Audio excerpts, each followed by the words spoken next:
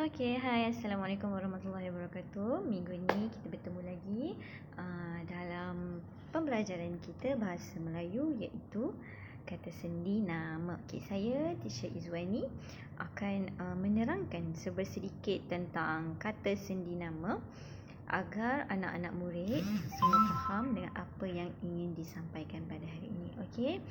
Okey, sebelum tu mari kita mulakan kelas kita dengan bacaan Ummul Kitab Al-Fatihah.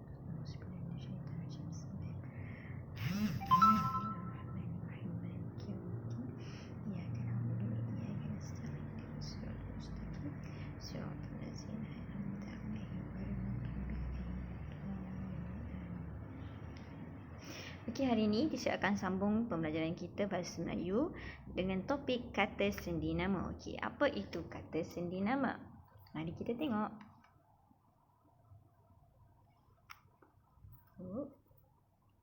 Susah.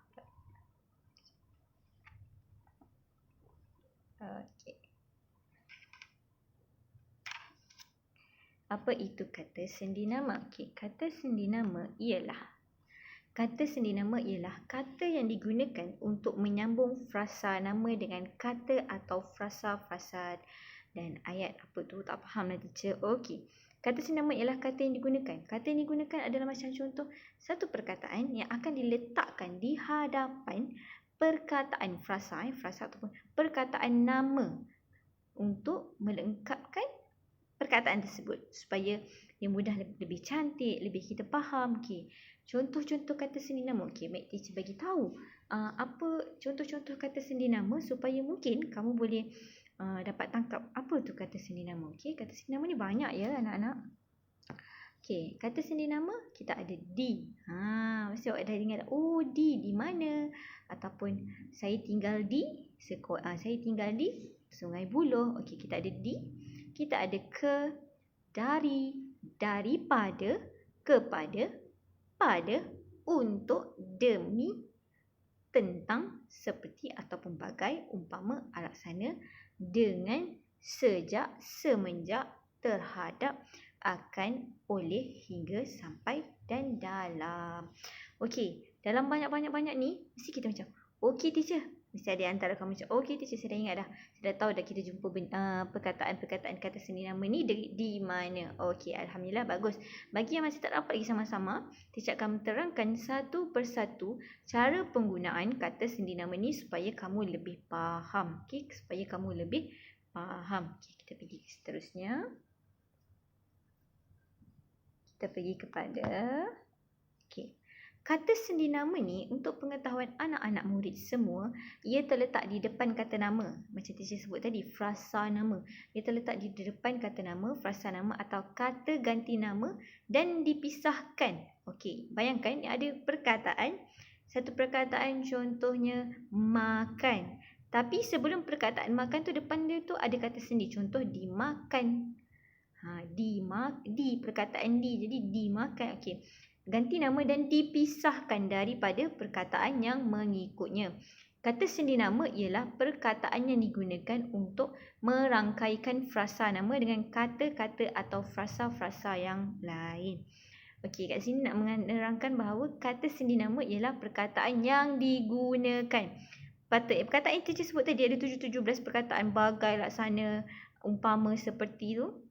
Untuk merangkaikan, untuk kita menerangkan frasa nama dengan kata-kata itu.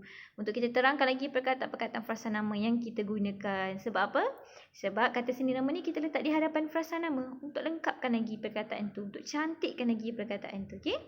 Okey, seterusnya kita pergi kepada contoh penggunaan. Tadi ada berapa? Ada 17 kan? Okey, ni kita tengok contoh-contoh penggunaan frasa nama.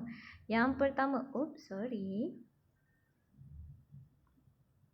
akan kepada. Frasa nama akan kepada, terhadap. Ketiga-tiga penggunaan frasa kata sendi nama ni adalah sama untuk menunjukkan emosi dan sikap kita ya. Emosi akan kepada, terhadap untuk menerangkan sikap dan emosi. Contohnya adik sayang akan kucing. Mana dia punya kata sendi nama? Nampak kat situ akan sebelum perkataan kata nama kucing. Kata nama kucing apa? Kata nama khas. Jadi di hadapan perkataan kucing itu kata nama, kita letakkan kata seni nama iaitu akan. Adik sayang akan kucing. Kalau adik sayang kucing. Memanglah dah okey ayat tu tapi tak lengkap dan tak berapa nak menerangkan ayat kita tu. Kucing tu. Okey. Seterusnya contohnya macam berdoa. Ya Allah, kepadamu aku berserah. Kepada. Contoh, ya Allah, aku berserah. Berserah apa? Kepada siapa? Kepadamu. Kepadamu tu merujuk kepada Allah Subhanahu Wa Taala, iaitu Tuhan kita sendiri. Sebagai seorang agama Islam, kita menganut agama Islam, Allah Subhanahu Wa Taala adalah Tuhan kita yang satu. Allah yang Maha Esa. Jadi ayat yang cantik untuk kita gunakan kata seni nama kepada, iaitu ya Allah, kepadamu aku berserah. Okey, seterusnya contoh bagi perkataan terhadap. Dia mengambil berat terhadap pelajaran. Nampak? Terhadap. Dia mengambil berat untuk apa? Pada apa? Terhadap pelajaran dia. Maksudnya, memang betul-betul nak belajar bersungguh-sungguh. Sebab nak jadi apa? Bila kita bijak, bila kita ada ilmu. Bukan semestinya bila kita ada ilmu, kita akan jadi bijak. Bila kita jadi bijak, kita boleh bantu orang-orang yang memerlukan kita. Kita menjadi orang manfaat. Kita sebagai orang Islam ni, kita nak kena jadi orang bermanfaat. Yang memberi manfaat kepada orang lain. Okey. Contoh yang ketiga iaitu kata seni nama terhadap ialah dia mengambil berat terhadap pelajaran. Okey. Dapat? Okey, seterusnya kita pergi kepada lagi ni. Bagi ataupun untuk. Okey, bagi ataupun untuk. Untuk apa? Untuk menentukan sesuatu yang dibezakan daripada yang lain. Untuk kita membezakan. Untuk kita membezakan. Contohnya, pen itu dibeli apa? Untuk anaknya. Untuk siapa? Untuk anaknya. Jadi yang kedua, kita guna perkataan bagi jamuan itu. Jamuan tu untuk apa? Untuk jamuan raya ke? Jamuan Aidiladha ke? Jamuan perpisahan ke? Jadi jamuan itu bagi guru-guru baru. Untuk kita menyambut guru-guru baru. Okey? Untuk sambut kedatangan guru-guru baru. Ingat. Untuk dan bagi. Kata sini nama bagi perkataan untuk dan bagi. Menentukan sesuatu yang dibezakan daripada yang lain. Okey, untuk kita khususkan. Untuk kita bila kita nak bezakan dengan khususkan apa benda. Contohnya pen itu dibeli untuk anaknya. Maknanya khususkan. Dia beli pen itu, dia beli khusus untuk anak dia. Bukan untuk kakak ke, untuk adik ke, untuk bini dia, untuk isteri dia ke, tidak. Okey. Yang kedua, jamuan itu bagi guru-guru baru. Dia khusus kepada guru-guru baru. Untuk bezakan guru baru dengan guru yang memang dah sedia ada. Okey. Faham? Okey, baik. Alhamdulillah. Seterusnya, bagi untuk sudah, kita pergi kepada dari. Dari ni untuk apa? Untuk menunjukkan tempat dan masa. Tempat dan masa macam mana? Contoh, mereka baru pulang dari Johor. Saya baru pulang dari sekolah. Dari, kita guna kata seni nama dari. Ingat, kata seni nama dari adalah untuk menunjukkan tempat dan masa. Tempat dan masa. Contoh, kita guna apa tadi? Kata seni nama dari. Dari adalah mereka baru pulang dari Johor. Johor tu adalah frasa nama, kata nama khas. Ingat, kata nama khas. Tempat. Ingat. Dari untuk tempat dan masa. Dan contoh yang kedua, dia tidak sedar diri dari pagi tadi. Dari pagi tadi. Dia tidak sedar diri dari pagi tadi. Okey, dapat? Alhamdulillah. Ingat, dari untuk tempat dan masa. Tempat Johor, Kedah ataupun Sungai Buloh sekarang ni. Sungai Buloh, apa lagi kita ada? Kedah, Pahang, Kelantan, Terengganu dan macam-macam tempat lagi. Asalkan namanya tempat, kita boleh guna kata seni nama dari. Okey? Atau pagi, waktu, masa. Pagi tu, contoh tadi, dia tidak sedar diri dari pagi tadi. Pagi tu adalah masa. Tak semestinya kita kata pukul 7 tu masa. Ya, itu memang masa. Tapi pagi, petang, malam, siang itu pun adalah masa. Okey? Okey, seterusnya kita pergi kepada tadi dari. Kan? Tadi dari. Sekarang kita pergi daripada. Okey, daripada ni apa? Untuk orang. Perbandingan. asal kejadian dan menunjukkan keanggotaan. Okey. Daripada ni tadi dari untuk masa dengan tempat, ini untuk kita membandingkan asal kejadian dan menunjukkan keanggotaannya. Contoh ayat. Saya suka bagi contoh ayat supaya anak-anak murid semua faham. Sebab bila kita dah buat ayat, kita faham, oh ini cara penggunaannya teacher. Oh ini rupanya nak guna. Okey. Contoh ayat yang pertama. Pasukan Kedah lebih hebat daripada pasukan Johor. Nampak? Kita nak membandingkan, perbandingan. Nak katakan Kedah ni lagi hebat daripada pasukan Johor.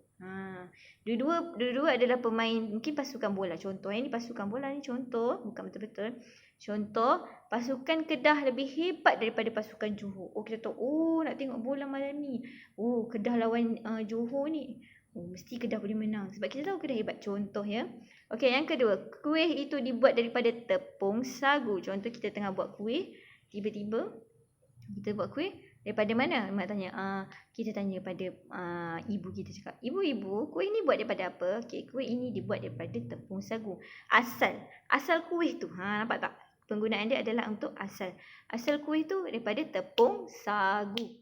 Okey, yang ketiga. Contoh yang ketiga. Anggota pancaragam itu terdiri daripada murid-murid sekolah. Nak mengatakannya bila ada buat persembahan pancaragam, oh hebatnya murid-murid ni. Oh rupanya daripada pancaragam sekolah. Right? Okey, kita dah pergi kepada daripada. Kita dah pergi belajar berapa dah? 1, 2, 3, 4. Banyak lagi Seterusnya kita pergi kepada dengan. Okey, dengan. Dengan ni apa? Untuk menyatakan makna bersama, lama, bandingkan, keterangan. Banyak dengan ni untuk keterangan, cara dan penggunaan sesuatu sebagai alat. Contoh yang pertama. Mak Jah ke klinik dengan anaknya. Mak Jah ke klinik dengan anaknya. Takkan Mak Jah pergi seseorang. Contoh Mak Jah ni selalunya kita bayangkan, mengimajinasikan bahawa Mak Jah ni seorang yang uzur, tua. So, dia pergi ke klinik dengan anaknya. Ataupun dia dapat melepaskan diri dengan bersusah payah. Mungkin dia dalam keadaan kesulitan. Kereta dia rosak ke apa. Ataupun dia tersangkut di sungai ke. Jadi dia untuk melepaskan diri, ditolak oleh arus sungai. Dia bersusah payah untuk melepaskan diri dia. Seterusnya yang ketiga, adik menulis dengan apa? Dengan pensel ke, dengan color ke, dengan pen magic ke? So dengan pensel. Yang keempat, markah saya sama dengan markahnya. Mungkin markahnya itu adalah kawannya. Untuk perbandingan. Okay? Adalah perbandingan antara satu pihak kepada satu pihak. Okey, baik. Seterusnya kita pergi kepada hingga atau sampai. Hingga atau sampai ni, kata sini nama hingga atau sampai ni kita gunakan untuk menunjukkan peringkat masa, tempat dan had tertentu. Contoh dia bekerja apa? Hingga malam. Ataupun sedap lagi, dia bekerja hingga larut malam. Betul-betul malam lah tu. Hingga larut malam. Yang kedua, dia berjalan kaki sampai Ipoh. Dia berjalan kaki sampai Ipoh. Okey, nampak tak perkataan hingga atau sampai? Digunakan untuk peringkat masa. Okey, peringkat masa, tempat dan had tertentu. Okey. Hingga dah sampai. Lagi kita pergi kepada ke. Okey, ke. Kata sini nama ke ni selalu je kita gunakan ke sekolah, ke rumah. Untuk tempat dan benda konkret. Benda yang konkret tu benda yang fix. Fix yang tak tak berubah. Kereta api menuju ke padang besar. Kereta api menuju ke padang besar. Contoh yang kedua, cawan itu terhempas. Terhempas ke mana? Ke lantai ke? Ke meja ke? Terhempas ke batu. Jadi kita lebih spesifikkan ataupun kata sini namanya untuk menerangkan lebih dalam lagi supaya orang lebih faham, mudah faham. Okey, itu ke. Seterusnya kita pergi kepada kita pergi kepada ni apa? Kepada adalah untuk menunjukkan orang atau kata ganti diri. Untuk menunjukkan orang atau kata ganti diri. Contoh kes itu diserahkan kepada pihak polis. Kes itu diserahkan kepada pihak polis. Jadi nak kata kepada tu diberikan kepada orang untuk kita gantikan. Contoh macam contoh teacher ada pen. Okey, Muhammad tolong serahkan pen ini kepada Ali. Kepada Ali maknanya pen itu akan mesti sampai dekat Ali. Sebab tu guna perkataan kepada. Kes itu diserahkan kepada Ali. Okey. Seterusnya D adalah untuk tempat. Okey, D adalah untuk tempat. Contoh, di dalam dompet itu ada wang. Ataupun di dalam kotak itu ada permainan. Di dalam kelas ada anak murid. Okey, di dalam kelas ada anak murid. D tu untuk tempat. Di dalam kelas. Kelas tu tempat lah. Di dalam dompet. Dompet tu kira macam satu tempat lah. Dalam dompet. Okey. Seterusnya kita pergi sambung. Banyak lagi ni. Ada lagi 4 lagi. Oleh. Panjang pula. Oleh tu apa? Oleh tu untuk menunjukkan perlakuan pasif yang berawalan di dan ter. Siapa ingat ayat pasif? Kita pernah ajar sebelum ni ayat pasif. Jadi selalunya perkataan oleh ini digunakan pada ayat pasif. Buku itu dibaca oleh Salmi. Ingat ayat pasif. Ayat pasif tu maksudnya macam ni lah. Buku itu dibaca oleh siapa? Oleh Salmi. Bukit yang tinggi itu terdaki olehnya. Olehnya tu selalunya orang lah. Kita menunjukkan kepada orang. Takkan pula kereta pula mendaki bukit. Boleh berdaki bukit. Tapi ini sesuai bukit yang tinggi. Itu terdaki olehnya. Okey. Seterusnya ingat oleh digunakan pada ayat pasif. Ingat balik ayat pasif apa yang teacher dah ajar. Jika tak ingat, buka balik video apa yang teacher dah tunjukkan dekat awak. Okey, teacher dah ajar. Seterusnya pada. Allah kecil pula. Okey, pada. Untuk digunakan pada bila? Untuk menunjukkan masa, tempat, manusia, binatang, benda abstrak dan benda konkret yang tertentu. Okey, kita guna apa? Pada ataupun pada. Contoh, kereta api tiba pada. Masa kan? Pada pukul 5 petang. Itu adalah masa. Pada boleh digunakan pada masa. Contoh yang kedua, novel itu ada pada rahim manusia. Kita beri pada manusia. Yang ketiga, perkara itu benar pada pandangan saya. Pada pandangan saya. Dan contoh yang keempat, serikaya itu disapukan pada apa? Pada roti. Okey, ingat. Pada untuk masa. Sebenarnya banyak benda yang untuk masa dan tempat. Cuma kamu kena tahu penggunaan yang sesuai. Yang boleh kita gunakan kata sinama ni untuk ayat-ayat yang tertentu. Okey, seterusnya kita pergi pada sejak. Sejak adalah untuk menyatakan makna suatu jangka masa. Ataupun contohnya, dia tidak makan sejak semalam. Dia macam sehinggalah. Untuk jangka masa sehingga. Macam tu. Dia kurang sama. Okey, seterusnya kita pergi kepada yang terakhir. Hampir terakhir. Seperti, umpama ataupun bab. Contohnya, untuk menunjukkan persamaan dengan yang lain. Contoh, suasana dalam kelas itu bising seperti keadaan di pasar. Kita nak bandingkan sikit. Persamaan untuk samakan sikit. Suasana dalam kelas itu bising seperti keadaan di pasar. Sebab apa kita cakap keadaan di pasar? Selalu kalau kita pergi pasar senyap je kita pergi pasar. Cik, saya nak beli ikan. Cik, saya nak sayur. Tak ada kan? Bising. Mari beli ikan sayur. Jadi kita nak menerangkan betapa bisingnya kelas tu. Kita samakan dengan pasar. Okay? Suasana dalam kelas itu bising seperti keadaan di pasar. Okay, contoh yang kedua, kita ambil contoh kata sinama umpama. Badannya besar, umpama ahli gusti. Kita nak samakan orang tu badannya besar macam orang ahli gusti. Ahli gusti adakah yang kurus? Selalunya, kebiasaannya kita tengok ahli gusti ini adalah orang yang mempunyai badan yang tough.